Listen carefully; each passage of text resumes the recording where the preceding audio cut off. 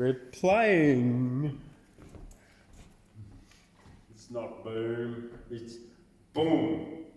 Welcome to Wednesday Words in the Australian Poetry Hall of Fame. I'm Thundercloud. Mum calls me James, washing away the garbage, leaving rainbows after the rains, and we've just had a bit of a storm here in Guyra today, so the paddocks will be green once again. Yeah, green paddocks, green pastures, green lush rolling hills of the northern New England hinterland, tableland. Yeah, just ready for the Poets on the Mountain Festival coming up in just over, well, the big main part of it is just over 2 weeks, starting on the 12th through to the 19th. We've got a Rhymers Variety Show featuring the amazing Bill Kearns, Robin Sykes and Ray Essery, Tom McElveen. That's going to be fantastic. Saturday the 18th, you get tickets online. And as also that weekend there, we've got the Thursday and the Friday with workshops. Those 4 or 5 fantastic bush poets are going to give their skills right here and give some workshops on rhyme, writing with rhyme and metre and humour, and how to perform poetry and with impact. Yes. So that's what's going to be happening on Friday, the 17th of November. On the 18th of November, we've got the New South Wales Bush Poetry Championship, Performance Championship, and the 3 heats, the traditional others, the traditional modern and the original serious, and on Sundays, the original humorous. And on Saturday and Sunday there'll be a poets' breakfast here with opportunities for walk-up poets, and on the Sunday morning a 1-minute poet sprawl. So it's all happening here with the Poets on the Mountain Festival in Guyra. Check it out.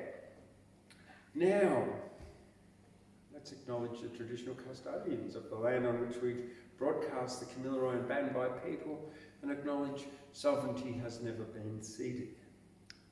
All right, moving right along, and I'm going to be celebrating the Australian poet Nancy Keesing today. Nancy was not only a poet, but she was an anthology editor. She was the editor a lot of Australian poetry section within Angus and Robertson books, along with Douglas Stewart at the same time. So they put together a few books of Australian bush ballads, verse, lost poetry, that kind of stuff, as well as a poet in her own right. So tonight I'm going to start with this little book here. It's Australian poetry from 1964. It was edited by Randolph Stowe in that year and selected by Randolph Stowe. It was published by Angus and Robertson, and in 1964, of course. This is The Goat with the Golden Eyes by Nancy Keesing. The Goat with the Golden Eyes. They are grooming the brindled goat for the judging ring. His stubbed horns shine with wax, his delicate hooves twinkling, blacking, his sparse beard combed to a fringe, coat crimped and brushed, a most elegant petty king, whose wives, one lean-ribbed with kid, one heavy with milk, nuzzle at hay.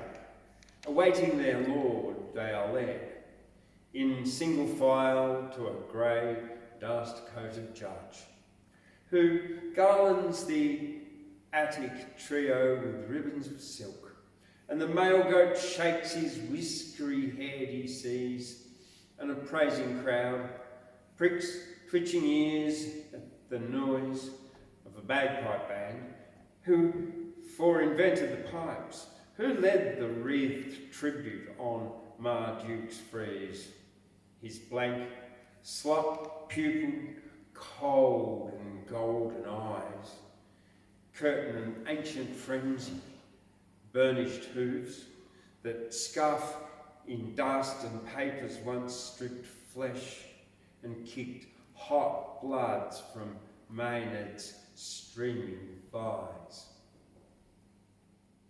The Goat with Golden Eyes by Nancy Keesing.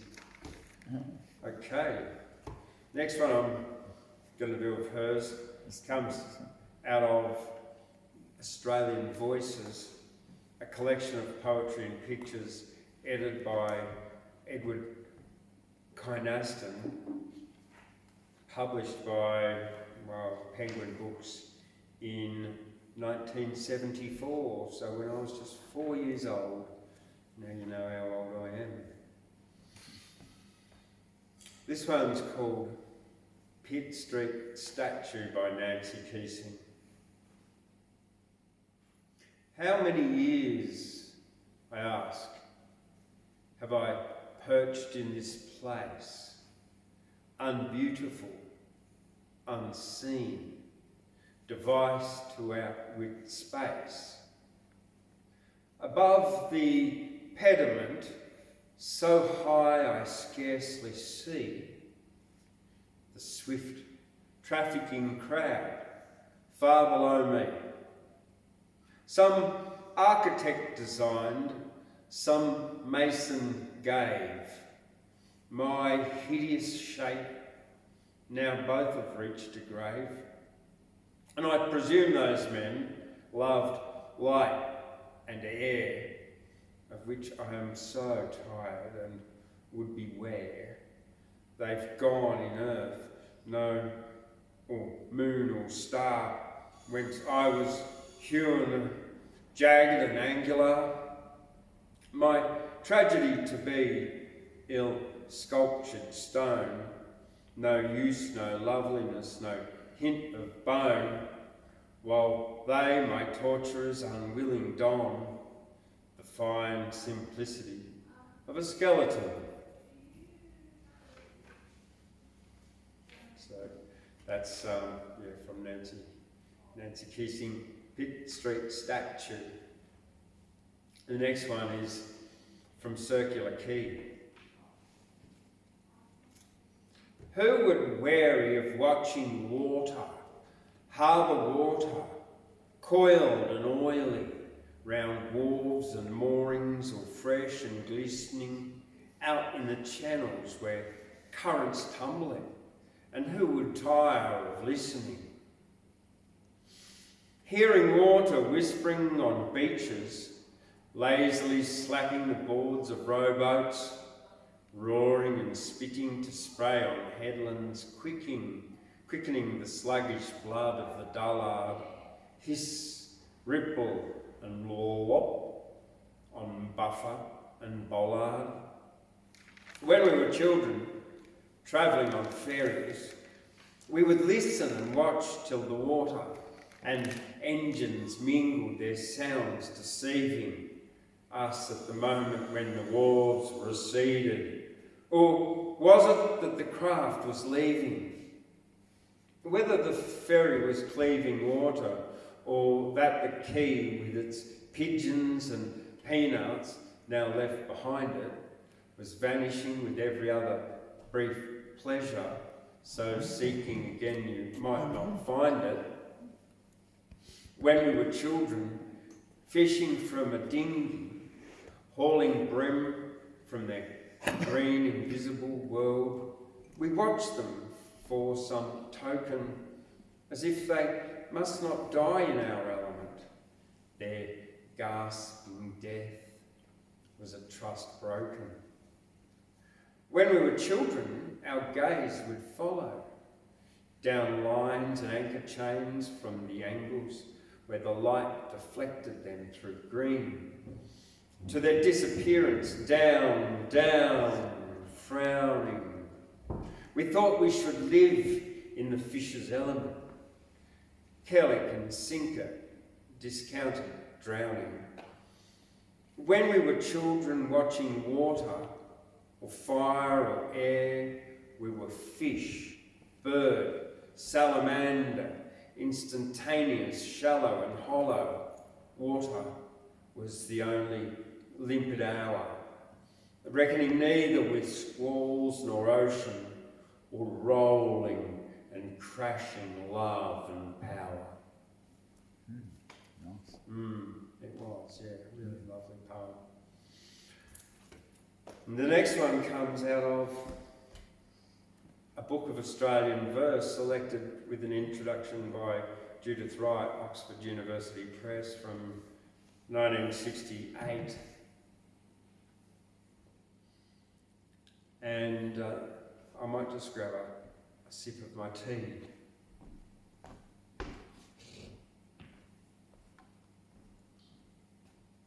And now I am ready. Old men. Today, I have been thinking of very old men. So old that death, standing just at their backs, wears no disguise for them, but is exactly as each of them has come to think death looks. I have been thinking of withered static bodies, tattered end papers, guarding wonderful books.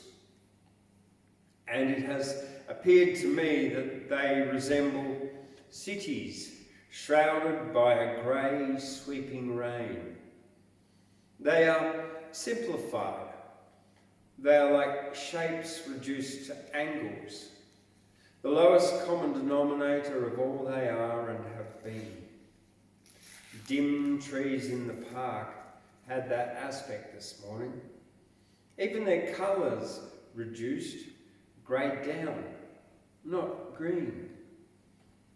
Trees, merely forms as much of the city as mortar, bound to the streets or the spires by the sheets of rain, or like old men with a common cover of years, removing their age from their youth, making them wise, or lending illusion of knowledge, making them seem marvellously sage. Old men blink tired eyes, move cracking lips with effort and hesitation, muttering softly. Dead leaves wash to the grass.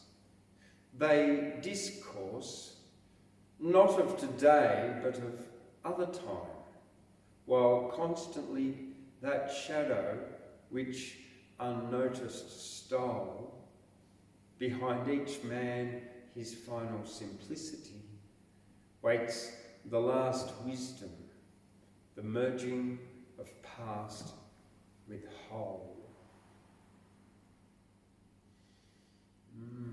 Wow, that's a really lovely, lovely, lovely piece of writing. Very interesting. Yeah, I enjoyed it. Words are wonderful things, aren't they? They are, yeah. They do such miraculous things. All right, now, I've finally, for Nancy Keesing tonight, I've got a couple more coming up later. But here we go, I've got two from, oh, have I got one? I have only got one. Is that right? That's correct. One from this book, The Penguin Anthology of Australian Poetry, edited by John Kinsella in 2000 and I think it was 3, but better check that.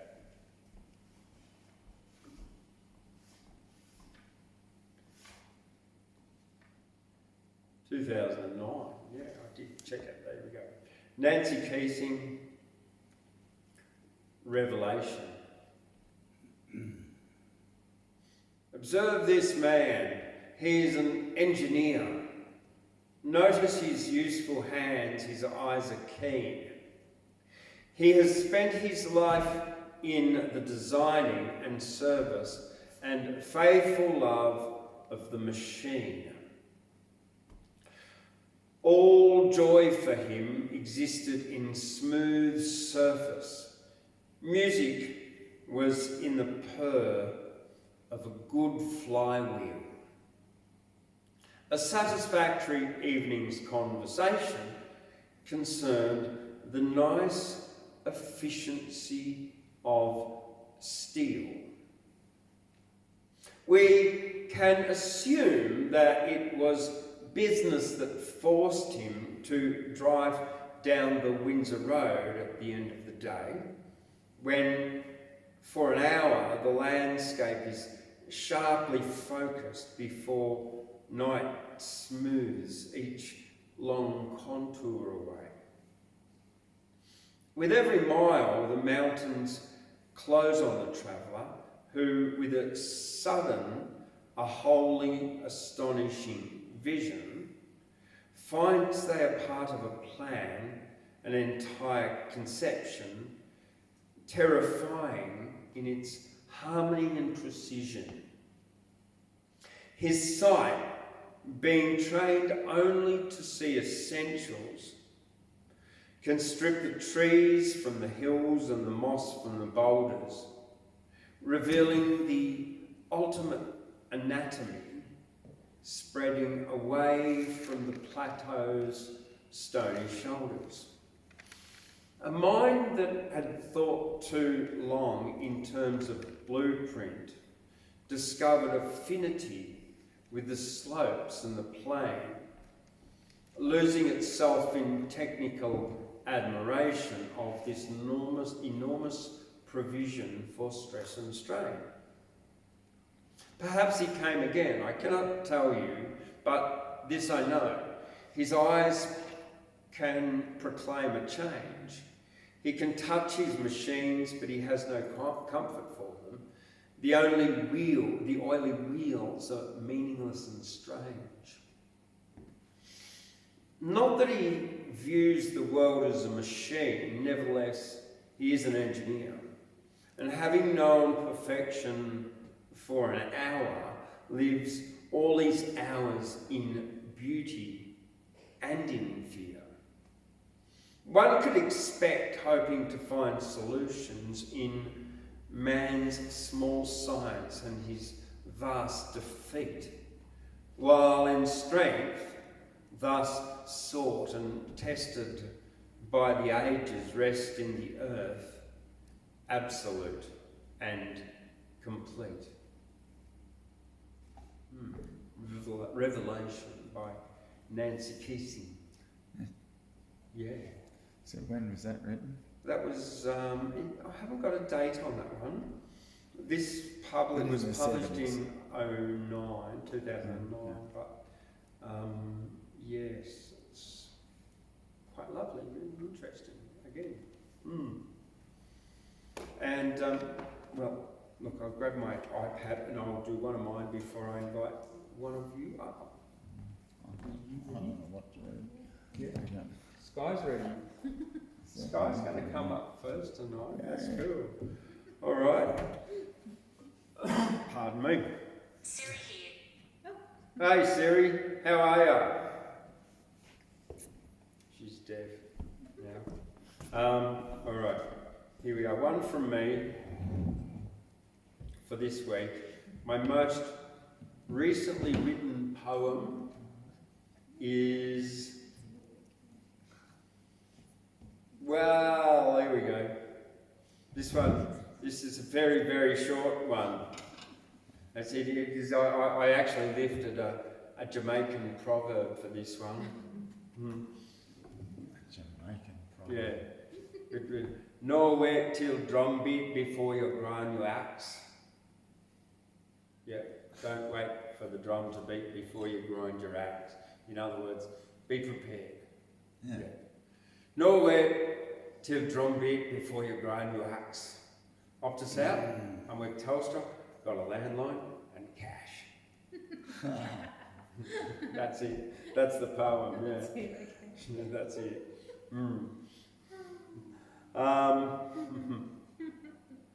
Oh, yeah. I did write one like, having a go at Mao's last answer for complaining and saying that like lack of government funding impacted his health. Like, yeah, what a wussy, I thought. Anyway, there was once a stupid dog named Robert who liked to chase cats. He was eaten and killed chasing a lion, and that's that. Don't hunt lions. Yeah. All right. Don't worry about what you can't control. In time, everything will pass. You can dig yourself out of a hole if you do what you can't control and don't just sit on your ass. Right? If you do what you can control and don't just sit on your ass. Yeah. Yeah. See, even stuff ups pass. Skye, come on up. What have you got for us tonight? Oh, good. Yeah. A couple. Yeah. Oh, aren't we a lovely couple? A couple. A couplet.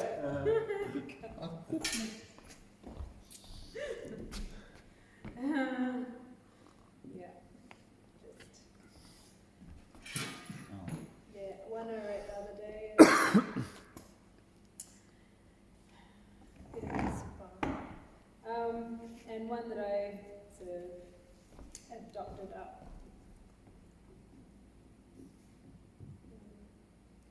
Extended. Mm-hmm. A little while ago. Okay, attachment. It's a funny thing, attachment of another, when destiny is of a different course, although wanting of the comfort of some other. Not wanted for the pain, and I know it will cause again.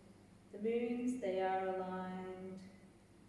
When the moons, they are aligned to go wandering for the others that I find, with the touch of the kind. That of the same name was spoken to me from the hills I have came, spreading seeds from the blue band of empathy and compassion, to show beasts we call human, of the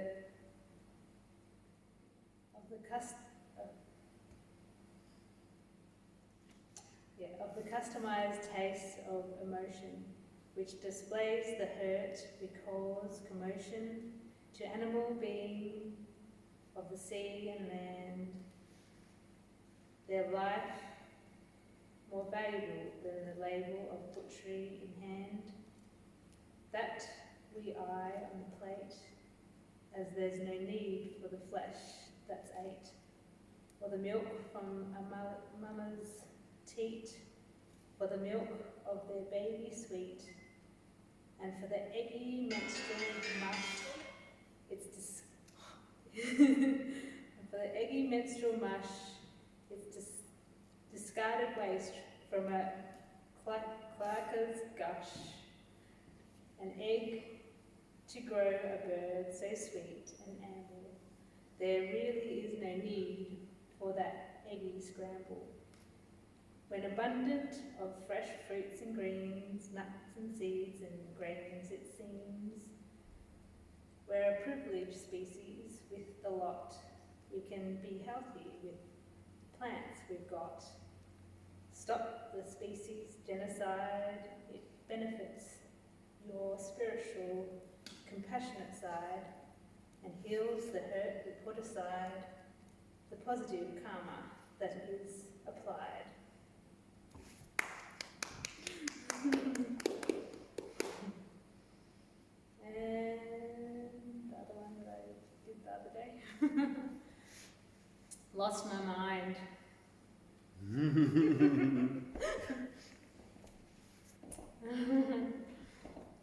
I'm tired, not inspired.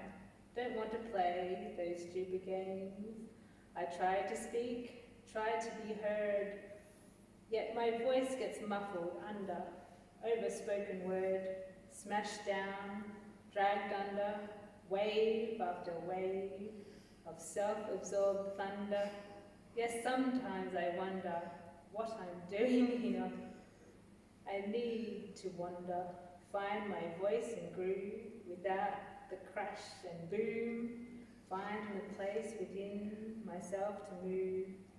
The struggle in my mind, struggle in a hole, stuck in a hole I find. I've lost myself, I've lost my mind. Okay. Are you okay, Skye? These glasses are terrible. I I've am. broken a couple of them. Glasses. Alrighty.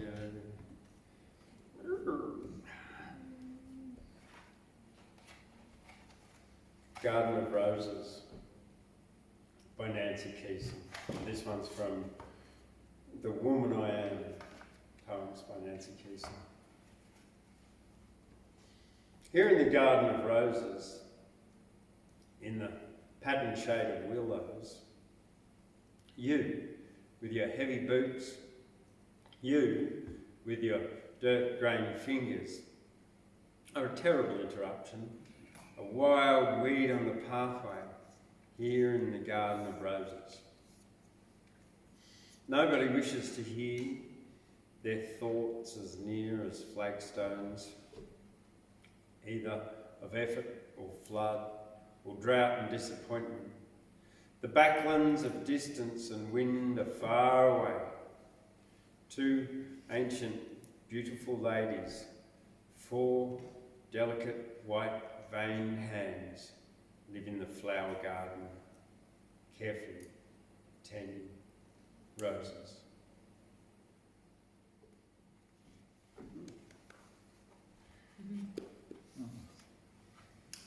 The next one, the envoys.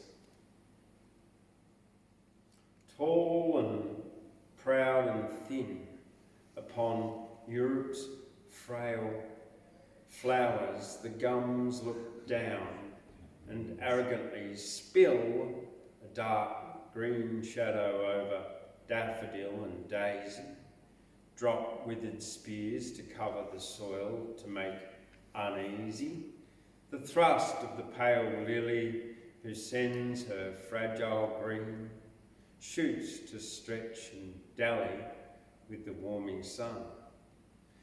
The old bush trees wait with malevolence, hating the coloured rose planted within the fence. Might they forgive our garden for humblest asking? Oh, see, to ask their pardon, those brave Fresias marching.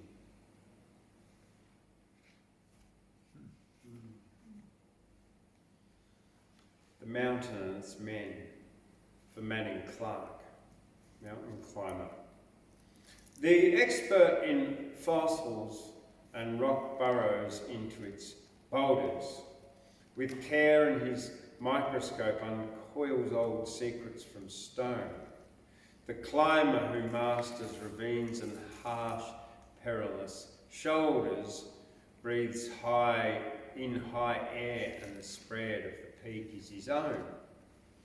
Each knows the mountain and loves it, and each has avowed its tale to the plainsman for whom its distance and dream, that immutable shape where his gods swirl in mysteries and cloud.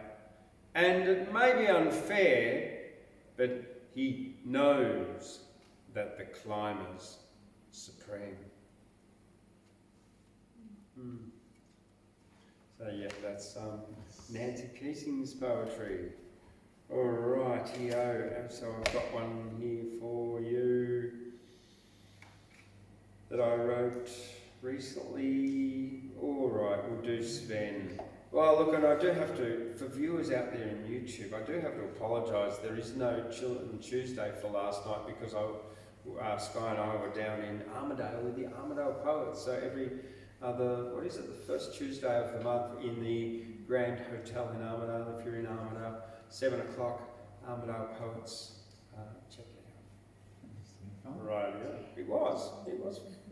Mm. Oh, I didn't. All right, so yeah, this one is about Sven. Now, the reason I think I must have been inspired to write this by the Beatles because my mum got to go and see Paul McCartney, a Beatle. She saw a Beatle, took a Mortein with it, but she didn't spray him with it. And anyway, Sven.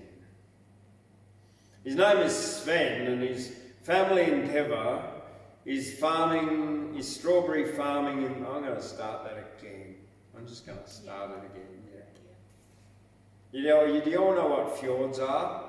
Well, now I do. Yeah, they're like bays where like glaciers have melted in Scandinavia. Fjords. His name is Sven, and his family endeavour is strawberry farming in the fjords. He's perfected a system that is very clever, growing strawberries on floating boards. In an interview by a journalist named Trevor, Sven spoke about his vision for the fjords, farming the strawberry fjords forever, growing fjords of strawberries on boards. Yes, that one worked, it came out all right, yeah, thank you very much. Strawberry fields forever. Yeah, I know. We're going to take you down. All right. Look, there was a.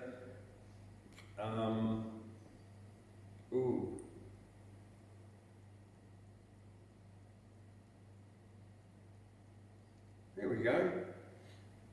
If there's no better time than now to make a start, if you want to achieve a goal that is dear to your heart, open a business, write a poem, paint and make art. Take 3 steps from the heart and you have made a start. Ta-da! Yeah. 3 steps from the heart. No, actually I was at 2 steps from the heart. It's like Lewis Walker told me that one. 2 steps from the heart and you've made a start. Someone said, anyway, it doesn't matter. 3 steps, well, you're on your way. Yeah. You'd imagine if you get inspiration, you act on it, and then you think about how you're doing it. There you go. There's your 3 steps. Yeah. So it's 2 steps from the heart. Yeah. Well, so I suppose 1 step, you're just standing in another place, aren't you? 2 steps, or you're tripping. Yeah. All right. Well, that's the pedal in the park. I'll tell you about. That's where you're tripping. I'll tell you about Paul. That's Tall Paul. That's spelled P-A-L-L. As in Paul Mall. Yeah. A baby was born with little expectation. In his DNA was some extra information. By 6 weeks old, he was 10 foot tall. Couldn't yet work or play basketball. Grew into a giant 50 metres high. Everyone thought he scraped the sky. Couldn't walk down a hall or a mall. His mama and papa named him Tall Paul. His job was stringing electricity lines. He could run out cable in a quarter of the time. Each arvo, Tall Paul kicked a giant football. Some days his ball knocked down a wall. Oh, Paul. Okay. Ashley, are you right to come on up? Yes. Okay, well, come on up.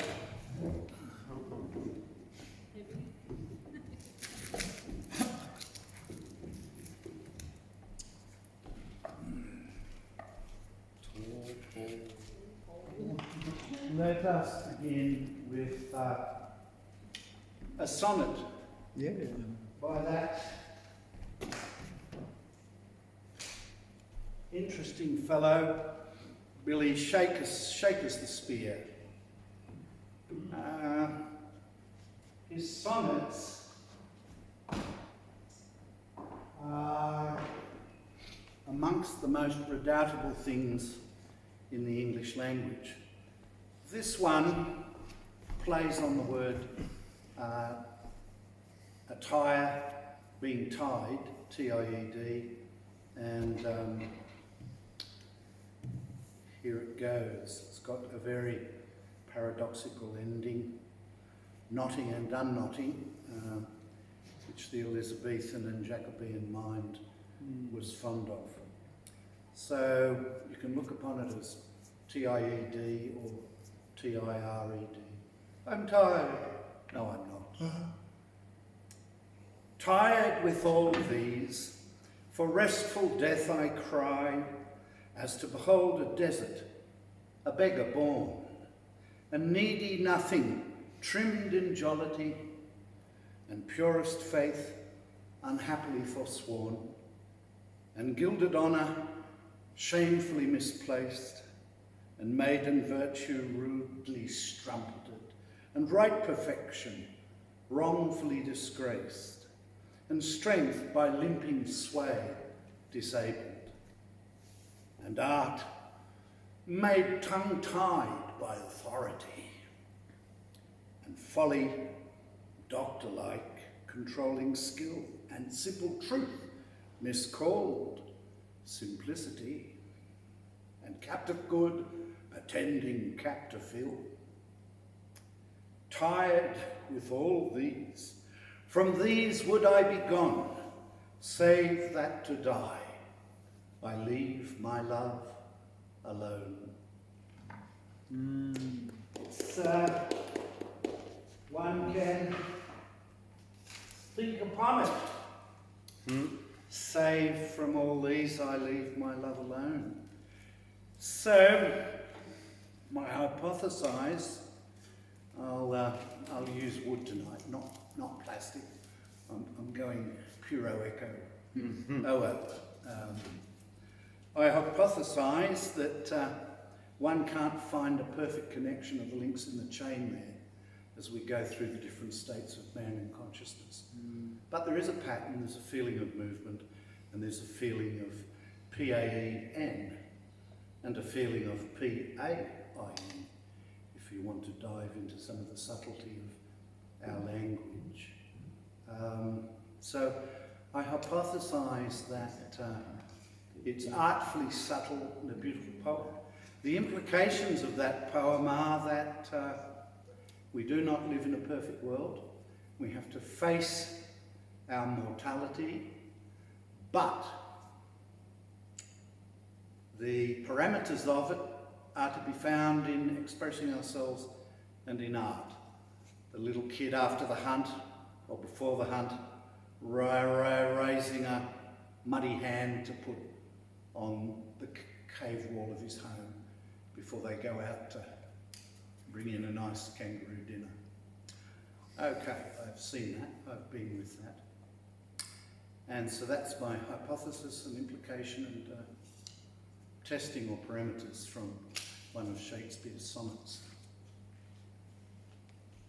I wrote this poem because I wandered over to the bookshelf today in the very enjoyable and moody Poets Library here at the Gyra Poets Hall of Fame. And I saw this book of poetry by John Fulcher, and both poets I'm going to read tonight I had strange resonance and strange personal meetings with. And of course the second poet, Peter Shinesky, wrote a great deal about my Heimat, my homeland, the Tweed Valley, and many other things that relate to both of us actually. And I think I'll turn my meeting with him into a short story, but that's something for the future, something for me to hold on to life and memory with, and hopefully you'll enjoy that down the Gyra track. So I wrote this poem about meeting John Fulcher. There's the cover of his poetry. He's a very fine poet and writer, and many high school certificate, senior high school kids have dipped into his imagery and syntax. This is my poem. meeting John Fulcher. Piss off. I was 44, prime of ... They said, in brackets, orthographically I wrote, they said, drive up, you'll meet the poet, John Fulcher. Unsealed roads round the Charles Sturt vineyard fields, in hot Wagga Wagga snowfalls. Of course not. It was just stinking hot, not snowfalls of it. Approaching the veranda, looking out upon, was there drought coming to the Murrumbidgee irrigation area? I knocked from the door, my shadow over weatherboard veranda. Piss off, he said, but in kinder words. I had interrupted his writing, he said, not enough time to go in to be with it. Poor fellow, a school teacher. I'm adding that here as I go through my ramble. And I was a school teacher at the time too, from down at Colcan, further down on the border. So I knocked from the door, my shadow over weatherboard veranda. Piss off, he said, but in kinder words. I had interrupted his writing, he said. He did not look as I drove away towards my car, where a tourist from Porlock was shadowily ensconced. And of course, Coleridge was interrupted writing one of his great poems, Kubla Khan, by the visitor from Porlock. So I was the visitor of Porlock on poor old John Fulcher's veranda that 1 o'clock, I think, on a bright, very hot Murrumbidgee irrigation day. I hope you enjoyed that. I enjoyed writing it. I always remembered it. As I walked away, I thought, well, it's a shame you didn't have time to talk to me. Maybe we're over the many decades now, 45, 55, 65, 70, 30 years, you would have got something out of my presence. The next poem I wrote... He was probably putting words in that book, Ashley. Sorry? He was probably putting words in that book. Possible. There's poetry at the Gyra Poets Hall of Fame. Happens dancing beyond the tide of things. We would but go, except we would leave our love alone. The French would have a big mirror and they'd be putting on lipstick if they were girls kissing the mirror. I shouldn't have a go at the French. They're inimitably brilliant and bright. Now, my next poem is called Purple Butterfly. And it's a comment on the present world juncture in the Mediterranean. Senators, I waited as a boy with Uncle Maximus to sit and watch him trade above the Carthaginian keels. Rich oils, wines and fabrics that I saw bode well for future trade. Phoenician and Roman, building a prosperous, peaceful world for all together. Senators, our treaty, peace and amity, allows development of Afric coast, the Gaulish shores and the far west waters, there beyond the Herculean Straits. Senators, I see some here just at my words. They see our seas too cramped with battling fleets from previous centuries to hold any faith in Punic merchants' greed. But on the voices and signatures today, we frame a new world of expectancy. Gaius, Metellus, that butterfly, so enthralls its burgundy and black streaks, sweeping our eyes away in nature's dance, decorating before night falls the government bench where we deliberate the line between war and peace. This treaty, now accepted in the House, which you assent to, even though you speak against, assent in sense by being here and helping steer our ship of state. You share in this new richness that will be, launches a new era. My grandmother, frugal housekeeper, good cook from North Etruscan towns, once conquered by our Roman steel, would say, If you Latins had taken us to bed and board in peaceful ways, your ways of profit would far more extend. Still, I stand and I remember her prayer towards the gods. I do not mumble what she said of Carthaginian ways. Her family fought with them valiantly. Her granddad's family swam through dark clouds of mortality where Greek, Phoenician, Roman seamen clashed. In league with Carthage then, the Etruscan ploughed the ships of sea, parrying the imperial thrust of Grecian fleets. And now today, towards a time and tide of peaceful purposeness, our Rome and Carthage sign this treaty under moonlit tides, shores laced with shared fecundity. Senators and people of Rome, accept this treaty of Roman and Carthaginian future amity.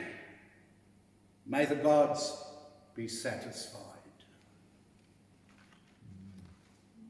I sent an email to a Moroccan friend recently and I said, how would have the world been had we had an African southern Mediterranean empire, African coloured empire, rather than a Roman? And she clicked back and gave me 2 words from distant Morocco. It's a hard question, is it not? So I shall finish with some poems from Peter Shinesky which relate to the valley I grew up in and dream upon dreaming's time. Let's see, I've been thinking about trying to turn Nettie Palmer's 14 years into a play. So what do we find her say today? Serendipitously, bottom of the page. And Turner himself, concerned almost equally with literature and music, a lyric poet, a critic, a biographer of musicians, it seemed characteristic that when we met him at the Mackies one afternoon last July, Turner, this London critic, having been to the Great Mozart Festival at Glenbourne, was absorbed in demonstrating, contrary to many press comments, that the libretto of Così fan tutti was noble and significant. I think at that time, Così fan tutti was held in low esteem because of our Puritanism as a culture. And reading that, as I was reading that, I thought, well, it's my favourite Mozart opera. It's amongst my 3 favourite operas. So I enjoyed reading those sentences. Now, Mr. Shinesky, I'll read Small School at Kunga. How many hundreds of times have I driven past that school, looked across it thinking of him, and Alone in Moorlambar, which I'd never read until tonight, seated there at the table, and it certainly has a place in my personal life, this poem. Small School at Kunga. Kunga's on the road out to Tulgum, and I think in another 4 or 5 months it'll be open for you to drive from Urbar to Tulgum. It's been a bugger for all the people who have to go because of flood and exigency all the way around the valley through Chillingham and up and over to Tulgum Valley, which is a little western valley that settles inside the bigger bowl, the bigger valley of the Tweed. Small School at Kunga. I never taught, I was a school teacher for 12 years, I never taught in my home district. So this is something I never experienced. Where my trunk is, in a sense. Small School at Kunga. It was the children each morning who told me of the weather, bushfires and flooded creeks, how not to listen to the wind nor trees when storms broke onto the roof. In a yard lined with lantana, camphor laurels and black wattle, we ran races to warm up before school started in winter. Our voices shot down crows and magpies, that fought in jacarandas, drew pictures on sheets of frost that night had left for us. It was the country, where the sun was always too hot. Each morning, I waited for the mail bus and news from home, counting banana plantations and mountains of bougainvilleas. To pass away my time where bloodbirds, tree snakes and catfish taught me a language I was born without, made me a stranger to my own parents and gave me dreams that follow like an inborn pain. The hour before school began, I talked with farmers as though it were a deathbed request on my own part. In the country, where parents and children spoke in a language I'd only heard about, and the sun drained my breath in the shade before noon, where I sometimes started out on the long walk home, my slow feet over stick and leaves with the sound of breaking ice, wondering if life's big lessons weren't over before the day had even begun. Yes, that place has the feeling of that last stanza in a very strange, rooted way.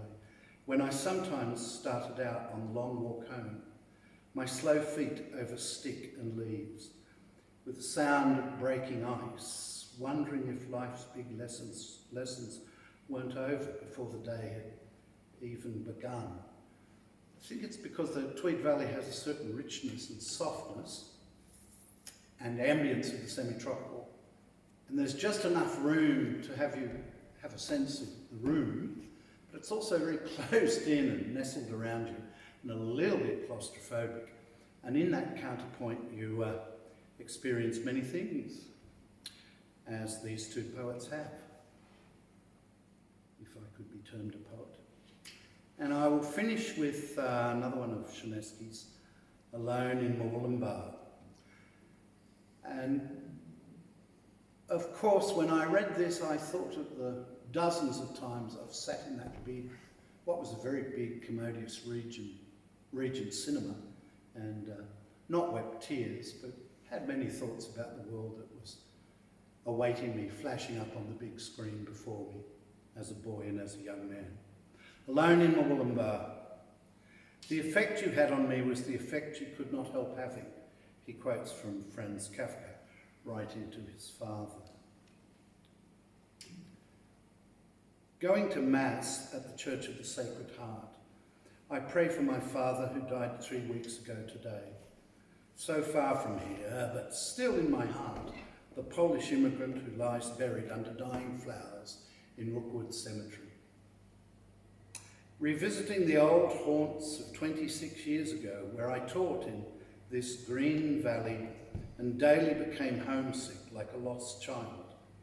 I take photos of Mount Warning, Tweed River, various streets, as if to remind myself later in Sydney that I was actually here. To fill the hours of late afternoon, I go to the Regent and see Farewell My Concubine, drawn by what I remember as being favourable reviews. Something inside me reacts to the violence, to scenes of death and pain. Something I can't put my finger on, but find myself weeping for, in the dark, grateful for the peace my father had brought into my life. Walking home, the old contour of roads and hills returns, familiar though grown smaller. Riverview Street, Wollumben, Byangton Road, darkness blots out the shape of Mount Warning, from which I've always got my bearings. It's all right, Dad, I whisper, stay with me. I know exactly where I'm going.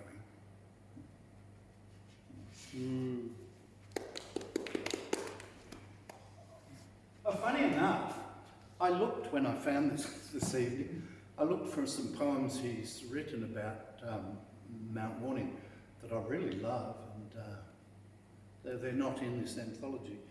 So all we can say is that that's selected poems and anthologies, and like everything in life, there are some gems in the art gallery down in the attic Always, it seems. Thank you. Bad karma not to read a Fulcher poem, isn't it? Will you read one? Read the one about the hand grenade? Yeah. It's bad karma not to. No, it's not hand. Where is he? So this guy coming today, and he was telling me how his mum was really good friends with Mary Gilmore, and gave her a whole lot of poetry books of hers, and in each one that she would write specific lines and stuff in through the books, and at the last one that she gave her, in the back of the book she wrote a poem handwritten in pencil, and underneath that she put, "This is probably the last poem I'll ever write." And so that guy that was here actually still has that book from his mother with that poem in it. He's checked it up with the Australian Archive and all of that, and there are no copies of that poem anywhere. But he's got it. Well, my father's second wife was Mary's housekeeper of 5 Ways, where the big Coca-Cola sign is in Sydney. Have you got So that I would poem? like to have met her. Have you got that poem? Uh, Little lizards. The cross. Little lizards learn very quickly. You might find this subject prickly, but little lizards are on their own and teach themselves what they need to know. Little lizards with blue tongues learn quickly, even though they're young. That's right, because they just come out of the egg and they're shit on their own. that's probably his most famous poem, too. Was the one that was on school study. So that's like a filler poem, a little lizard poem. Martin and the hand grenade.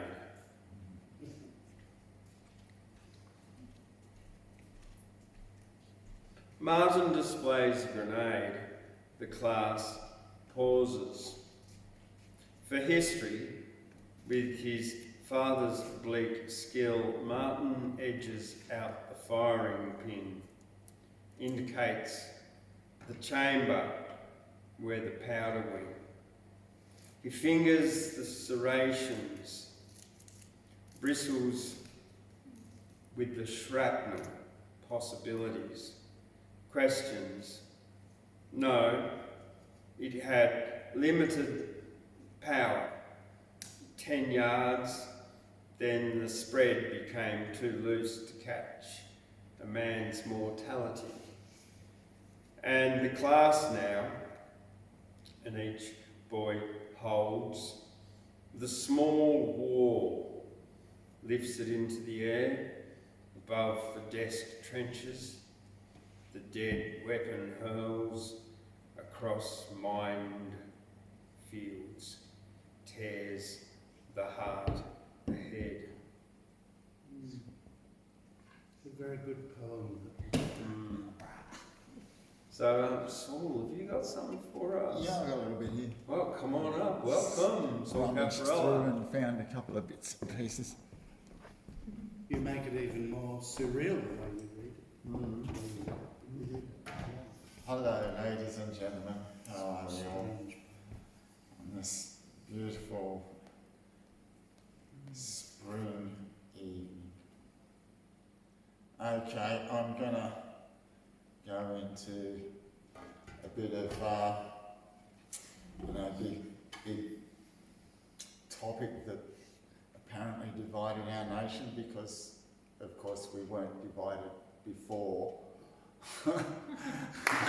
You know. This goes. Hath no glory in domination dominion lest your own.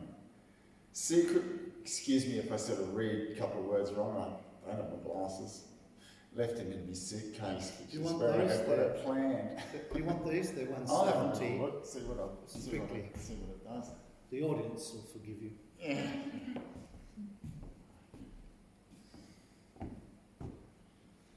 Oh, that's a little better. hath no glory in dominion lest your own.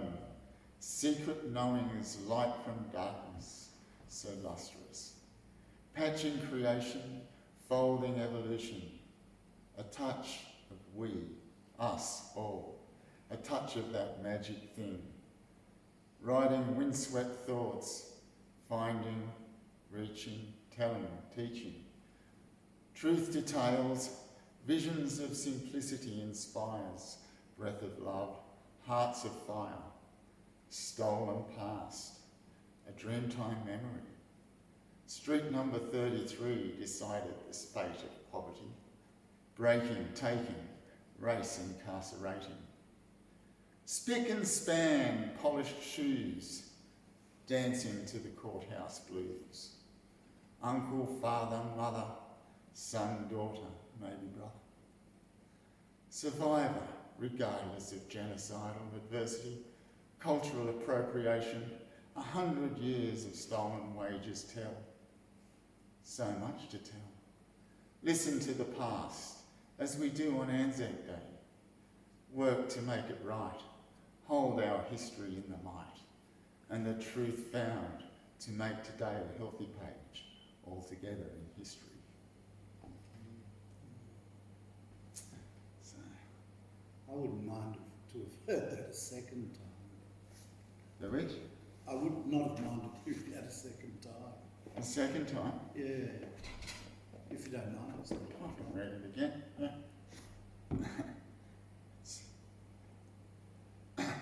Hath no glory. That's basically the name of it. In dominion lest your own, secret knowings, light from darkness, so lustrous. Patching creation, folding evolution, a touch of we, us, all, a touch of that magic thing. Riding windswept thoughts, finding, reaching, telling, teaching, truth to tales, visions of simplicity, inspires, breath of love, hearts of fire, stolen past, a dreamtime memory. Street number 33 decided the fate of poverty. Breaking, taking, race incarcerating. Spick and span, polished shoes, dancing to the courthouse blues. Uncle, father, mother, son, daughter, maybe brother. Survivor, regardless of genocidal adversity. Cultural appropriation, 100 years of stolen wages tell. So much to tell. Listen to the past, as we do on Anzac Day. Work to make it right. Hold our history in the light, and the truth be found, to make today a healthy page, all together in history.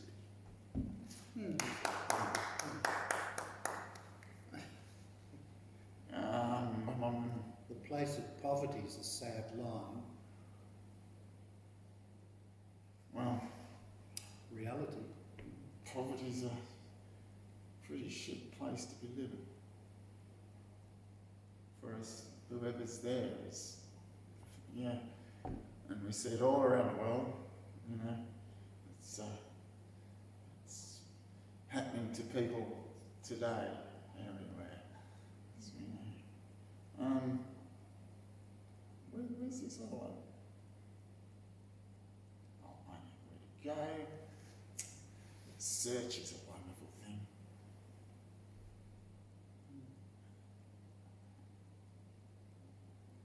It made me think, the first third of it, you almost see the Southern Star on a flag with the Southern Cross. Yeah, almost trying to All that imagery, get yeah, that. very Australian. Okay, this is one that Gabriel sort of introduced us all to, the Fibonacci poem. And I sort of edited this one a little bit to make it a bit nicer, and it actually is the Fibonacci poem. So it goes 1, 1, 1, 2, 1, 2, 3, 4, 5, and so on. Add the last number until the end of where the conscious mind can comprehend. Fibonacci, it seems, found a way to count the way. A series of numbers spiral in upon itself until there is but one. One. That's a good. Oh, it's a good comment on the whole concept, isn't it? Till there is one. Yeah.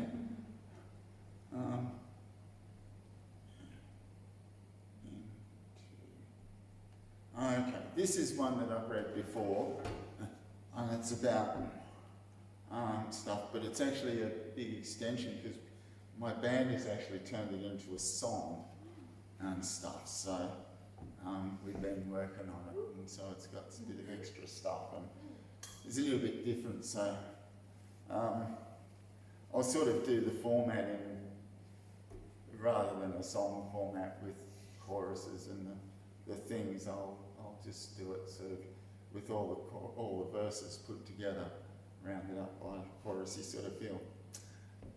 So, into the street I go walking. The sky up above is so blue. Man, it's so nice to see you, they say. Hello and how do you do?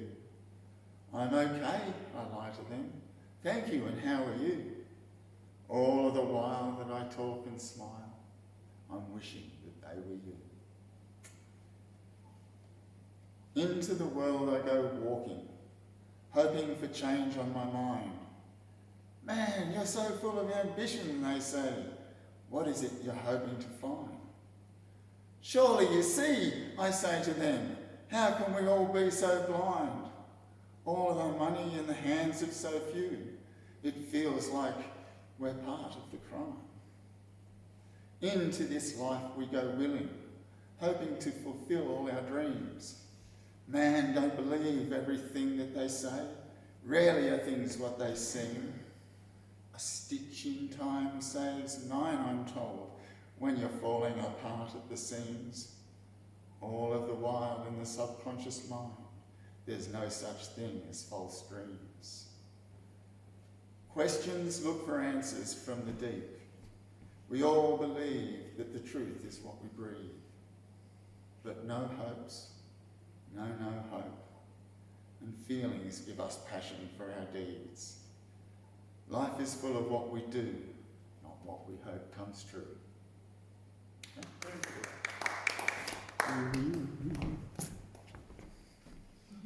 Thank you. Cool. Thanks very much. Thank you very much, Saul. Thank you A very much. little bit of philosophy for the night. Yeah, absolutely. True philosophy. Now, somewhere around here I have some poetry.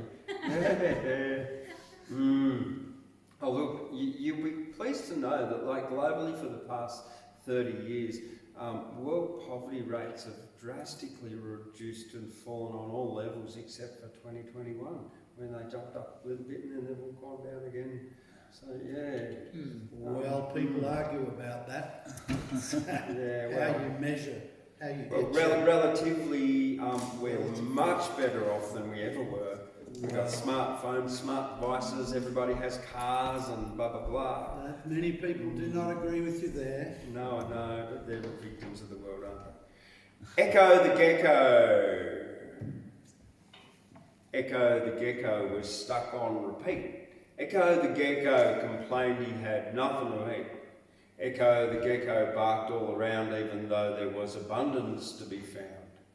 Echo was a barking gecko and was barking mad. He complained to his mum and he whinged to his dad. Echo yelled out, "Bloody give me something to eat. Give me some of that tasty bug meat."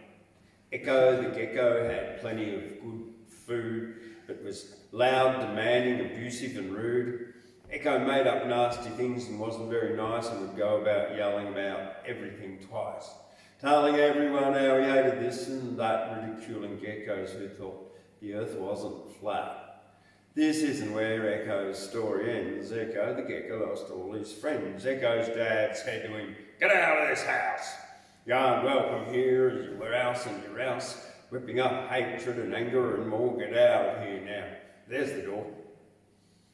Echo the gecko left his family home, wandered around the world and was all alone, saw mountains and valleys and fresh blue air. walked all alone and grew very long hair. Until one day, scavenging food from a bin, another gecko called Gwendolyn Gecko walked in. Echo, the gecko, yelled and was rude. "Get out of my bin, stay away from my food," Gwendolyn Gecko said. "Quit with your hate. I've come to get food for my family's plate. There's abundance of everything if you look about and be grateful for all that's left laying about." Gwendolyn Gecko said, "You are such a pain. You whinge on repeat and complain. There's no need to be nasty, abusive and rude. Give thanks for this life and have gratitude. It's a beautiful day and there's food for all. Come to my party, let's have a ball." Echo the Gecko followed Gwendolyn home, met new friends at the party and wasn't alone. There was plenty of bug meat and yummy fried rice, and all the geckos he met were polite and nice. They said to each other, "We love you." They even told Echo they loved him too. Echo the Gecko became friendly, not rude, complimenting Gwendolyn Gecko on her food. Echo the Gecko had an abundance of good food, was no longer loud, demanding, abusive and rude, opened his mind and opened his ears, discovered the earth had been round for some years. Echo now observes, source in all lives, practice nurturance. There's always there's no trouble or strife. He's married to Gwendolyn with a new attitude called universal acceptance through gratitude. Echo the Gecko gives thanks for the good and bad. Some not so woke think that he's mad because Echo now always gives a loud shout. There's abundance for all when we share it all out. Thanks for the good times and abundance of food. Thank you to Gwendolyn for my new attitude. Also to Rose for a tasty fried rice, yelled Echo the Gecko, and he repeated it twice. Thanks for the good times and the abundance of food. Thank you to Gwendolyn for my new attitude, and also to Rose for a tasty fried rice, and yelled Echo the Gecko, and he repeated it twice. Good old Echo. Good old Echo the Gecko. Yeah. Social comedy, eh? Hey, yeah, that was from, that's like one of my seahorse medicine for kids books here. Yeah, this is like this green dinosaur. I woke up one night and sat on the floor. Then I changed myself into a green dinosaur. I gave myself a pinch to see if it was a dream, and I'd really changed, and if I'd really changed into a dinosaur that's green. Now I had a green tail and feathers with my beard, a human kind of dinosaur, a special kind of weird. With wings on my back like a pterodactyl, I flew off and then flew back till I could take off and land at will. I started getting tired, so I went back to bed and woke up as a human. Was it all in my head? A dinosaur onesie next to my bed, and it was green. Was I really a green dinosaur? Or was it all just a dream? It was actually a cold night, and I got up and I looked around and I went, "Oh, I'm going to put on a dinosaur onesie." And then I'm like, "Oh, I'm a green dinosaur." It wasn't a dream. It wasn't a dream. No, it wasn't. Yeah, just the flying bit. Yeah, the feathers of the beard. Yeah, and so yeah. This is out of, what did I call it? Seahorse medicine for growing humans, the draft. Yeah. Oh, you know, you all know Julie's drafts. I'm not going to do that because, like, that's boring for me, even though it's a good poem. Anyone want to illustrate a book, a children's book for me? Do you know any illustrators, Saul? Anybody? It's a good book, at least it'll be like a world record book. My daughter's ill. You did say that, yeah. All right, Willy Worm. there... No, that's the zebra. Willie Worm lived underground. He ate dirt and burrowed all around, until one day he did decide to have a look around and stick his head outside. There was so much for Willie Worm to see. Out of the ground he wiggled free. Willie Worm was pinkish red. I couldn't tell where was his head. I said, "Willie, get underground. It's not safe here. There's a bird around." Willie was spotted by a hawk. Gave a mighty squeaky squawk. Hawk swooped down to the ground, picked Willie up and swallowed him down. Willie Worm was now quite flat, pooped out. Willie Worm went splat. Here lies Willie Worm, eaten by a bird. All that's left of Willie is a pink bird turd. Oh, Willie. And one more. It's a quatrain. If there was any horse that I would be, it would be a stripy zebra because it is stripy. Black and white and stripy with a mohawk on my head, eating Savannah glasses in black and white striped head, yeah. That's that. All right, well I've had enough. What about you? You got anything else for us? No? Any more poems? No? No more poems? Well, don't get bitten by a Komodo dragon or you will be beaten. You'll die and you'll rot and fade away and then you'll be eaten. Komodo dragons slink around on Komodo Islands. They are found. If you see a Komodo, run. Please do not let a Komodo dragon bite you, or you will fester and rot into the ground and then eaten by a Komodo dragon if it's around. And you'll be just like Willie the Worm. Yeah, that's right. You'll be Komodo dragon. Yeah. All right. Look up there in the sky. Yeah, I don't know. Yeah. We might get birded on. All right. Well, thank you very much for joining us tonight. That's enough garbage for me rambling on and blah blah blah blah blah blah. It's not about the sound of my voice. All right, it's the sound of other poets' voices. All right, so thank you very much for coming, everybody, and joining us out there in Facebook or YouTube land, wherever you seem to be watching from these days. Yeah. Boom, boom. Boom.